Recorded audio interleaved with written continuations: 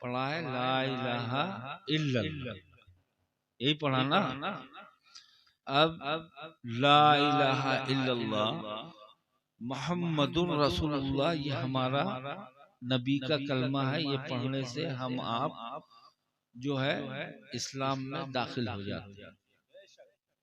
اور یہ کلمہ آج کا نہیں ہے، حضرت آدم علیہ السلام سے لے کے 1,24,000 انبیاء علیہ السلام آئے، سب کو اللہ نے یہی کلمہ دیا.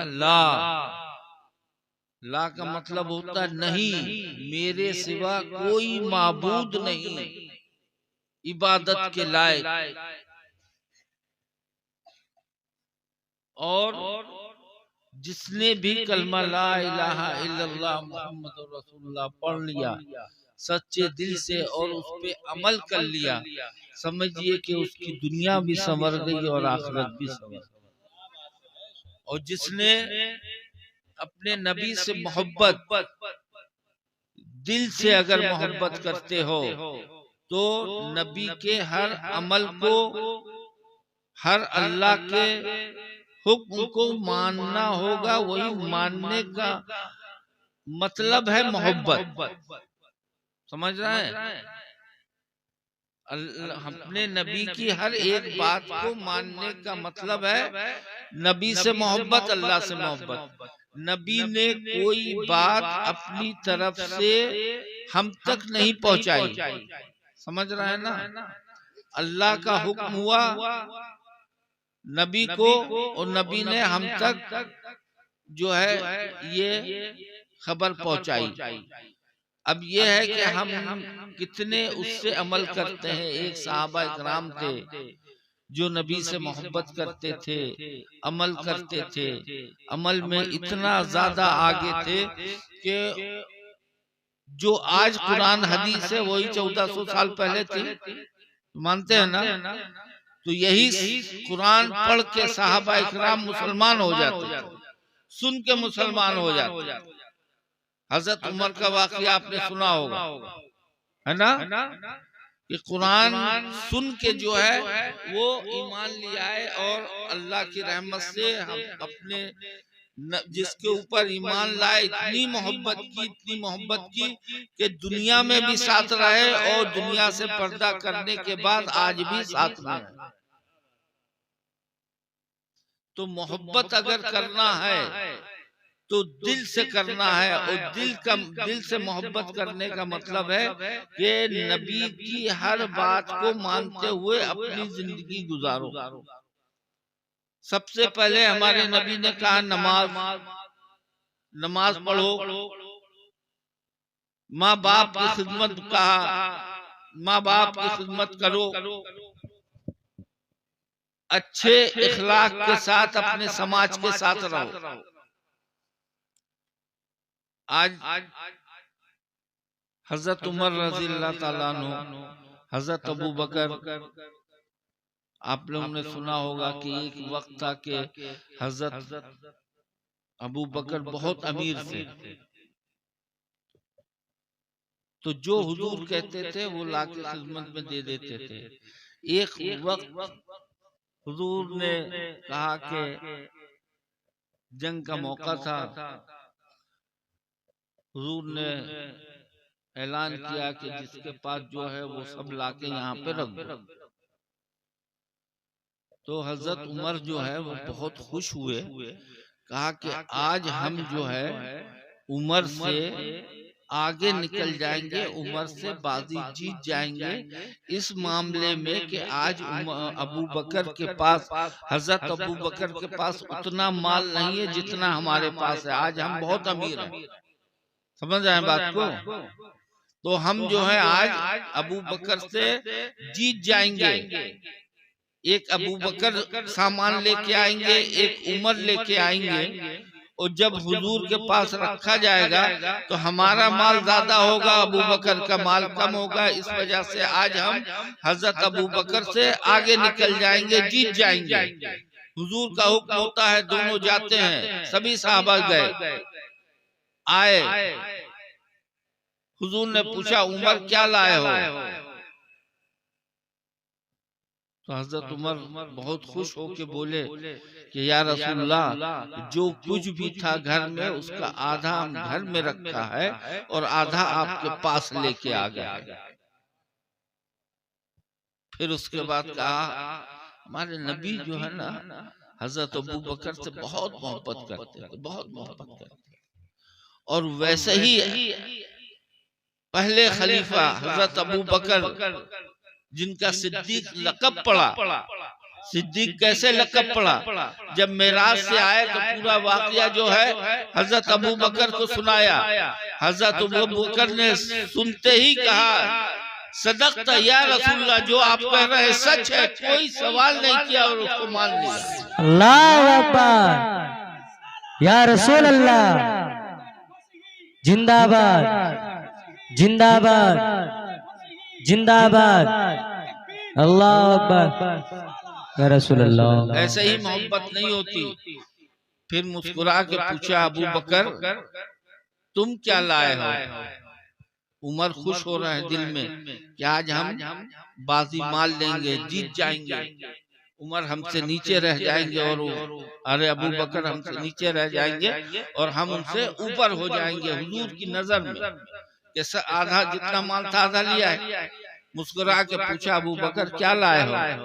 ابو بکر اٹھتے ہیں، کہتے ہیں کہ یا رسول اللہ، جو کچھ بھی تھا یہ لے کے آ گئے ہیں آپ کی خدمت میں۔ سبحان اللہ۔ پھر وہی سوال کیا کہ ابو بکر گھر کیا چھوڑ کے آئے ہو؟ تو ابو بکر نے، حضرت ابو بکر صدیق رضی اللہ تعالیٰ عنہ نے کہا کہ یا رسول اللہ، گھر پہ آپ اللہ کا اور آپ کا نام چھوڑ کے آئے ہیں، باقی جو کچھ بھی تھا سب آپ کی خدمت میں۔ سبحان اللہ، اللہ اکبر، یا رسول اللہ، زندہ باد، اللہ اکبر۔ تو حضرت عمر نے کہا کہ واقعی عمر سے نہ کوئی جیتا ہے محبت میں آج تک، اور باحیات تک نہ ابو بکر سے کوئی جیت پائے گا نبی کی محبت کے۔ سبحان اللہ، یہ تھی محبت، اور آج ہماری آپ کی محبت ہے، خالی نام کی محبت ہے، کلمہ لا الہ الا اللہ محمد الرسول اللہ پڑھ لیا، بس سمجھتے ہیں کہ اب ہم مسلمان ہو گئے، ہمارے لیے جنت جو ہے فری ہو گئی، ہم جنت میں چلے جائیں گے، مرنے کے بعد فرشتے بیٹھے ہوئے ہیں کہ ادھر روح نکلی، ادھر ہم جنت میں پہنچ جائیں گے۔ نہیں میرے بھائی، ایسا نہیں ہوتا۔ نبی کی بات ماننی ہوگی، اللہ کا حکم ماننا ہوگا، اللہ کی ایک ایک بتائی ہوئی شریعت پہ چلنا ہوگا، جیسا قرآن میں۔ قرآن پوری زندگی ہے انسان کی، اگر قرآن کو پڑھ لو، آپ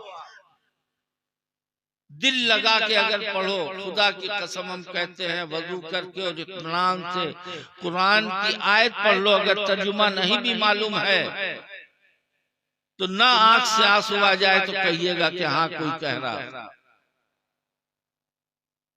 بہت سے لوگوں کا ایک واقعہ ہے کہ برسات ہوئی تو معلوم ہے نا برسات میں قبریں دھر جاتی ہیں قبرستان میں، تو کچھ لوگ گئے وہاں فاتحہ پڑھنے، تو دیکھا کہ بڑی اچھی خوشبو آ رہی ہے، تو وہ سوچنے لگے یہ کہاں سے آ رہی ہے، ادھر ادھر دیکھا، ڈھونڈا تو دیکھا کہ قبر دھس گئی ہے، اس قبر سے اتنی اچھی مہک آ رہی ہے، خوشبو آ رہی ہے۔ تو انہوں نے دو تین مولانا لوگوں سے کہا کہ بتائیے کیا عمل کرتے تھے جو ان کی قبر سے ایسی مہک آ رہی ہے، ایسی خوشبو آ رہی ہے، تو کس کی مزار ہے؟ تو ان لوگوں نے کہا فلاں آدمی کی مزار ہے۔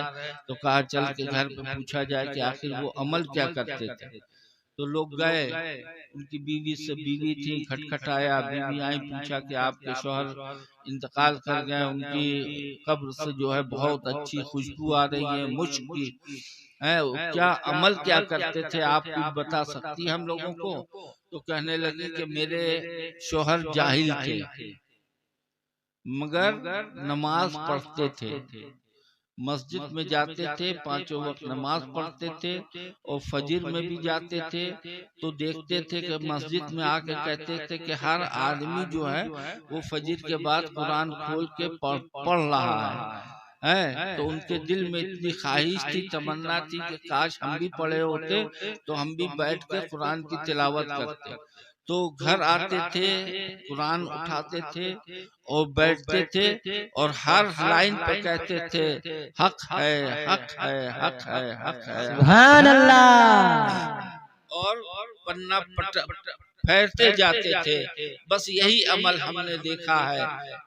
تو انہوں نے کہا کہ اچھا، اس کا مطلب کہ قرآن پڑھنے نہیں آتا تھا، ہر لائن اللہ کی حق ہے نا، معلوم ہے نا، ہر ایک لائن حق ہے، ایک حرف حق ہے، تو اس کے اوپر خالی انگلی پھیرتے جاتے تھے، بولتے تھے حق ہے، حق ہے، اس کے علاوہ کوئی عمل نہیں تھا۔ تو وہ جو حافظ صاحب تھے، علماء اکرام تھے اس گاؤں کے، کہنے لگے کہ بے شک جو ان کی جنت سے جو قبر سے جو مہک آ رہی ہے وہ قرآن پڑھنے کی وجہ سے آ رہی ہے۔ تو اب ہم آپ سوچیں کہ خالی انگلی پھیرنے سے قبر سے ایسی خوشبو آ رہی ہے، اور جو روزانہ قرآن کی تلاوت کرے گا تو اللہ اس کی قبر سے کیسی خوشبو نکالیں گے یہ اللہ ہی جانتا ہے اور کوئی نہیں جان سکتا۔ کیا بات ہے، حق ہے۔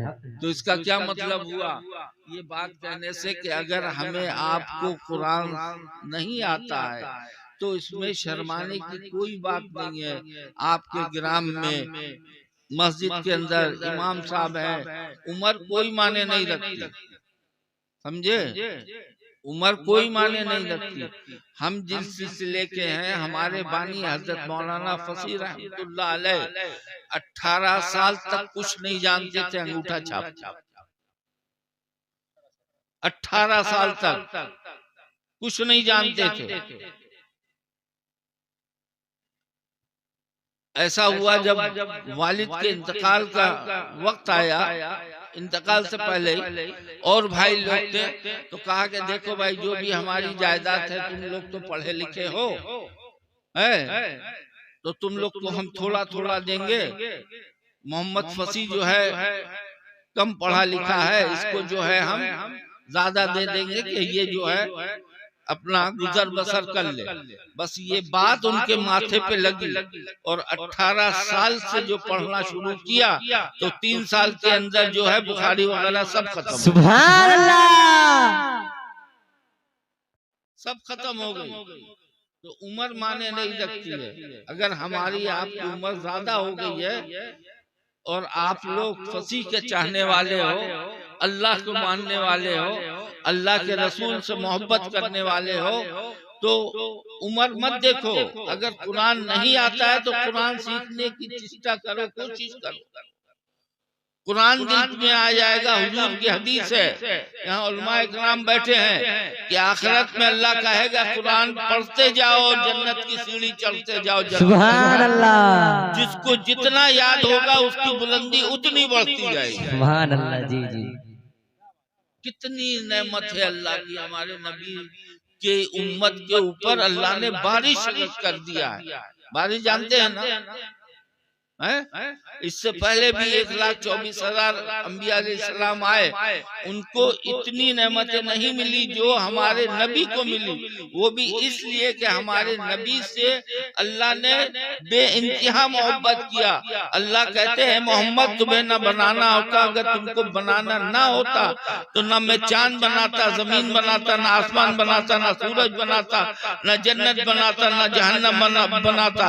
اے محمد تم کو بنانا مقصد تھا، اس لیے ہم نے پوری کائنات بنائی۔ سبحان اللہ، سبحان اللہ۔ ایسے ہی نبی کی امت کے لیے ایک ایک چیز کرتے جاؤ۔ ہمارے نبی سے اللہ نے اتنی محبت کی کہ وہی محبت ہمارے نبی نے ہم گنہگاروں سے کیا۔ آپ نے سنا ہی ہوگا جب دنیا میں آئے تو امتی امتی کرتے ہوئے براق آئی، معراج پہ جانے کے لیے جبرائیل علیہ السلام آئے، کہا کہ یا رسول اللہ چلیے آپ کو بلایا ہے اللہ نے۔ آپ اٹھے گئے تو دیکھا تو جبرائیل علیہ السلام نے کہا کہ یا رسول اللہ یہ بہت تیز ترار برق، مطلب جانتے ہیں روشنی سے بھی تیز اسپیڈ ہے اس کی، آپ بیٹھیے گا اور پہنچ جائیے گا۔ تو حضور صلی اللہ علیہ وسلم وہاں پہ خاموش ہو گئے، یوں سوچنے لگے۔ تو فوراً اللہ نے کہا کہ جبرائیل میرے محبوب سے پوچھو کس بات پہ سوچ رہا ہے، کس بات کی چنتا کر رہا ہے۔ تو جبرائیل علیہ السلام نے جگاشا کیا، پوچھا تو حضور نے کہا قربان جائے اپنے نبی کے اوپر ہم لوگ، ہمارے نبی نے کہا ہے کہ اے جبرائیل آج تو اللہ نے ہمارے لیے اتنی تیز ترار براق بھیج دیا ہے، سواری بھیج دیا ہے، ہم سوچ رہے ہیں کل قیامت کے دن ہماری امت جب اٹھائی جائے گی تو اتنا لمبا سفر جو ہے وہ کیسے طے کرے گی۔ سبحان اللہ، کتنی محبت۔ فوراً اللہ نے کا حکم آیا کہ جبرائیل ہمارے محبوب سے کہہ دو جیسے آج ان کے لیے براق بھیجی ہے، ان کے لیے سواری بھیجی ہے، ایسے ہی قیامت کے دن ان کے ہر امتی کے لیے یہی سواری، سبحان اللہ، یہی سواری۔ ایک دفعے جو ہے حضور صلی اللہ علیہ وسلم کہیں سے آئے، مدینے میں پہنچے تو پتہ چلا کہ آپ کی چہیتی بیٹی حضرت فاطمہ کی طبیعت خراب ہے۔ تو اپنے گھر جانے کے بجائے اپنی بیٹی کے پاس چلے گئے، پہنچے، سامنا ہوا، بیٹی نے کہا بابا جان آپ آ گئے؟ حضور نے کہا ہاں بیٹی آ گئے، تمہاری کیسی طبیعت ہے؟ ہم تمہارے حال پوچھنے آئے ہیں، ابھی گھر بھی نہیں گئے۔ لپٹ گئے، جب لپٹے تو دیکھا کہ بیٹی کے پیٹ سے جو ہے پتھر بندھا ہوا۔ تو حضور نے پوچھا بیٹا کھایا نہیں ہے؟ تو انہوں نے کہا کہ بابا جان آج 2 دن سے فاقہ ہے، کچھ کھایا نہیں۔ تو حضور نے کہا بیٹا تم نے 2 دن سے نہیں کھایا، میرے بھی پیٹ پہ پتھر ہے، آج 5 دن ہو گیا ہم نے کھانا نہیں کھایا۔ کس کے لیے؟ ہم گناہگار جیسی امت کے لیے آپ نے پیٹ سے پتھر باندھا کہ جو کچھ بھی مشکل ہے وہ ہم اٹھا لیں، ہماری امت کو جو ہے تکلیف نہ ہو، ہماری امت جو ہے وہ جہنم میں نہ جائے۔ جب بھی ہاتھ اٹھایا تو کہا کہ یا رب میری امت کو بخش دے، یہ نہیں کہا کہ میرے بیٹی کو بخش دے، میرے بیٹے کو بخش دے، میری بیویوں کی مغفرت فرما دے۔ جب بھی کہا تو یہ کہا یا رب العالمین اے میرے پروردگار عالم میری امت کی مغفرت فرما دے، میری امت کی مغفرت فرما دے۔ وہ نبی ہے، فرشتہ آیا،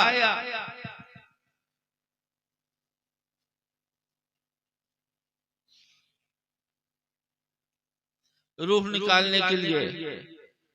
تو پہلے دنیا میں نبی ہیں جن سے اجازت مانگی گئی، دروازے پہ آئے، کھٹکھٹایا، آپ نے بتایا ہمیں، کہا کہ اللہ نے بھیجا ہے اور کہا ہے کہ میرے محبوب سے پوچھو اگر وہ آنا چاہتے ہیں تو آ جائیں، رکنا چاہتے ہیں تو رک جائیں۔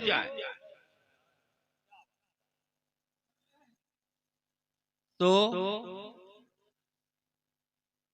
آپ سے پوچھا گیا، آپ نے کہا کہ نہیں، آج ہو چاہے کل ہو، دنیا تو فانی ہے، موت تو سب کو آنی ہے، جس نے ماں کا پیٹ دیکھا ہے اس کو قبر کا کونا دیکھنا۔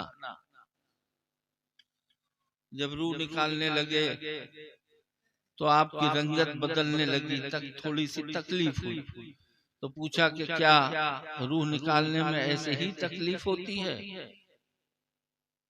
تو ملک الموت کہنے لگے یا رسول اللہ سب سے کم تکلیف،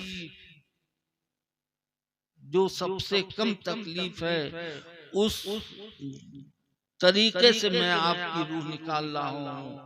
تو حضور نے کہا کہ رک جاؤ۔ ملک الموت نے پوچھا فرمائیے یا رسول اللہ۔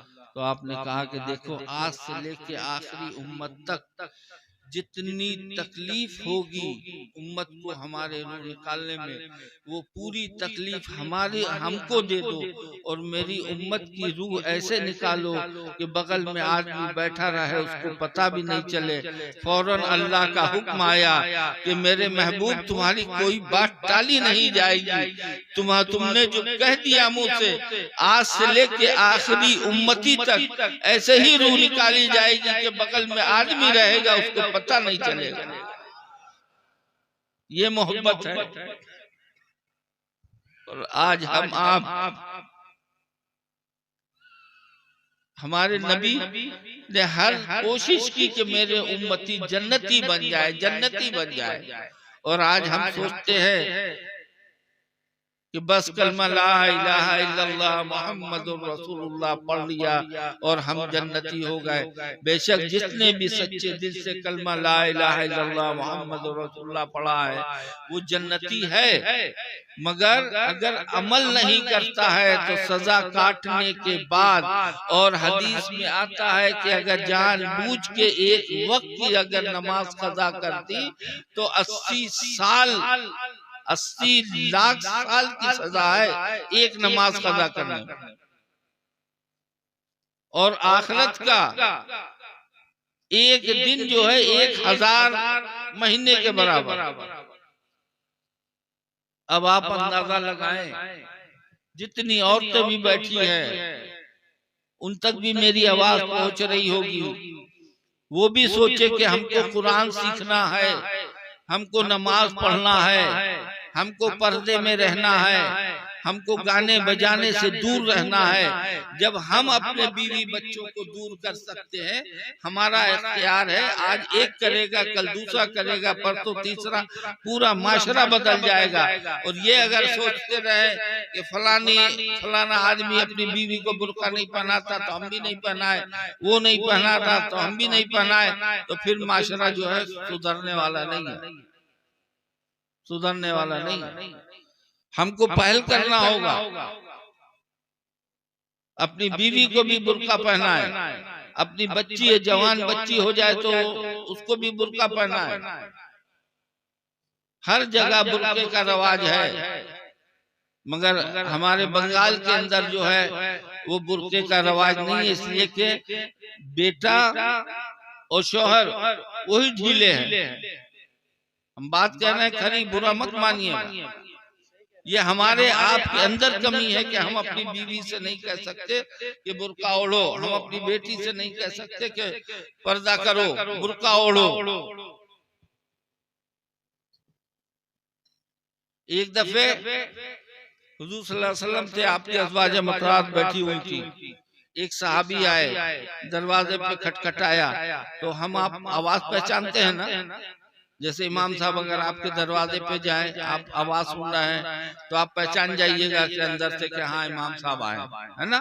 تو ایسے ایک صحابی گئے، کھٹکھٹایا تو سب آواز پہچان گئے، حضور بھی پہچان گئے، حضور کی جو ازواج مطہرات بیٹھی ہوئی تھی وہ بھی پہچان گئی۔ تو حضور نے اشارہ کیا اپنی کہ تم لوگ اندر پردے میں چلے جاؤ، دوسرے کمرے میں چلے جاؤ۔ تو وہ لوگ کہنے لگے یا رسول اللہ یہ تو نابینا ہے، یہ تو ہم کو دیکھیں گے نہیں، ان کو بلا لیجئے۔ سمجھ آئے ہم کو ہماری بات کو کہ بلا لیجئے، یہ تو نابینا ہے۔ تو حضور صلی اللہ علیہ وسلم نے کیا کہا اپنی کہ وہ نابینا ہے تو کیا تم لوگ بھی نابینا ہو؟ سمجھ میں آئی بات کہ نہیں آئی؟ مطلب کہ جتنا مرد کو دیکھنا عورت کے لیے گناہ ہے، اتنا ہی عورت بھی اگر کسی مرد کو دیکھتی ہے تو اتنا ہی گنہگار عورت بھی ہوتی ہے۔ دونوں کے لیے ایک حکم ہے۔ اتنا اچھا ماشاءاللہ جلسہ سجاتے ہیں، کھانا پینے کا انتظام کرتے ہیں، سب کچھ بہت اچھی جگہ ہے۔ اللہ تعالیٰ آپ سب کی روزی میں خوب برکت عطا فرمائے کہ اس سے اور بڑھ چڑھ کے جو ہے جشن عید میلاد النبی منائے، جلسہ منائے، مگر اپنے آپ کی زندگی کو سدھاریے، اللہ کے واسطے سدھاریے۔ یہ سوچئے کہ آج نہیں کل ہم کو مرنا ہے، مر کے قبر میں جانا ہے، تو قبر میں ہم جائیں تو ہمارے ساتھ نماز بھی رہے، ہمارے ساتھ روزہ بھی رہے، ہمارے ساتھ حج بھی رہے، ہمارے ساتھ زکوٰۃ بھی رہے، ہمارے ساتھ بیوی بچوں کے ساتھ اچھا سلوک بھی کہے۔ جو اللہ نے کہا ہے اس کو مانتے ہوئے، اس کی بتائے ہوئے شریعت پہ اگر ہم چلیں گے تو انشاءاللہ اللہ نے ہمارے آپ ہی کے لیے جو ہے وہ جنت بنائی ہے، کافروں کے لیے جنت نہیں بنائی۔ کافروں کی جنت دنیا ہی میں ہے، ان کی جنت دنیا ہی میں ہے، جو بھی کر لے ایک رتی ثواب نہیں ملنے والا، اس کے بدلے میں اللہ ان کی دنیا میں ترقی کر دیتا ہے۔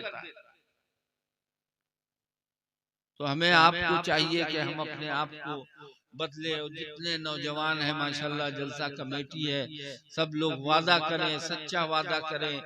ہم سے نہیں وعدہ کرنا، اللہ کو حاضر ناظر جان کے وعدہ کرنا ہے کہ کوئی دیکھے نہ دیکھے مگر اللہ تو دیکھ رہا ہے نا۔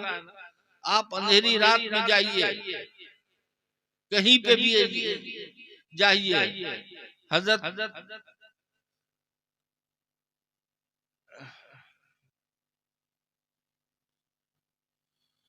موسیٰ علیہ السلام نے اللہ کی خالی ایک تجلی دیکھی تھی، مطلب سمجھتے ہیں کتنے پردوں کے اندر ایک تجلی دیکھی تھی کوہ طور پہ، اس کے بعد حضرت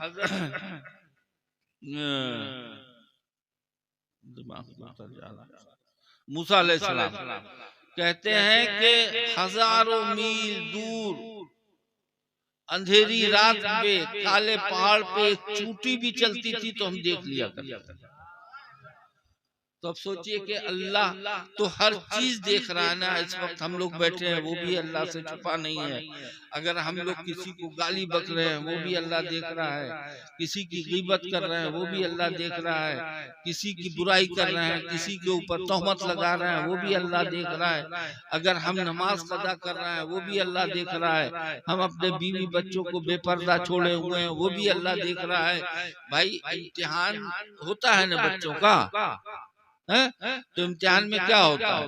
امتحان میں یہی ہوتا ہے کہ جو اچھے نمبر سے بچہ پاس کرے گا، ایک ہی کلاس کے اندر دو بچے ہیں، ایک پورا سال بھر محنت کیا اور ایک جو ہے خالی ہاتھ گیا گھر سے اسکول سے جا کے حاضری دیا اور کرسی بینچ پہ بیٹھا رہا، اور جب پرچہ ہوا اس میں جو ایک لڑکے نے خوب محنت کیا تھا سال بھر، اس نے کاپی لکھی، بہت اچھی جانچ ہوئی تو لگا کہ ایک نمبر بھی اس کا کاٹا نہیں گیا، 100 میں 100 نمبر ملا، اور دوسرے کو جو ہے وہ 0 ملا۔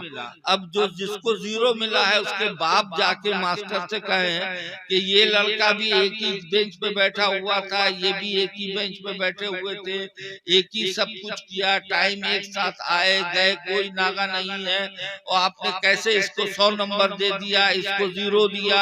تو ماسٹر تو یہی کہے گا نا کہ بھائی اس نے ایک سال پڑھ کے جو بھی کوسچن تھا اس کو جو ہے صحیح لکھا، اس لیے اس کو جو ہے 100 میں 100 نمبر ملا، اور تمہارا لڑکا جو ہے وہ چپ چاپ سے آ کے بیٹھا رہا، کچھ نہیں پڑھا، اس لیے اس کو 0 ملا۔ ایسے ہی ہماری آپ کی زندگی ہے آخرت کی، اگر ہم آپ عمل کرتے ہوئے قبر میں جائیں گے تو انشاءاللہ وہاں کا راستہ آسان ہوگا، ہر جگہ اللہ کی رحمت ہوگی، اور جو کچھ نہیں کر کے جائے گا اللہ سے یہی دعا ہے کہ پوری امت کی اللہ مغفرت فرمائے، مگر سزا تو ملے گی نا، اللہ نہ کرے کسی امت کو جو ہے ہمارے نبی کو سزا ملے، مگر ہے سزا ہے، جس کا اچھا اعمال ہوگا اللہ کا حکم ہوگا کہ اس کے قبر کو اتنی چوڑی لمبی کر دو کہ جس کی انتہا نہیں، اور جس کا عمل اچھا نہیں ہوگا اس کے لیے حکم ہوگا کہ اس کی دونوں قبر کو ایسے ملا دو جیسے چکی میں آٹا پیسا جاتا۔ اللہ آپ سوچیں تو اس لیے ضروری ہے کہ ہمیں آپ کو اپنی زندگی بدلے، اپنے آپ کے اندر تبدیلی لے کے آئے، اللہ سے ڈرنے کی ڈرے، اپنے نبی کی سچی محبت لے کے آئے۔ اللہ سے یہی دعا ہے یہاں اور پوری امت کو اللہ تعالیٰ اپنے عذاب سے بچائے، اپنی رحمتوں سے نوازے، کہنے سننے سے زیادہ اللہ عمل کرنے کی توفیق عطا فرمائے۔ وآخر دعوانا الحمدللہ رب العالمین۔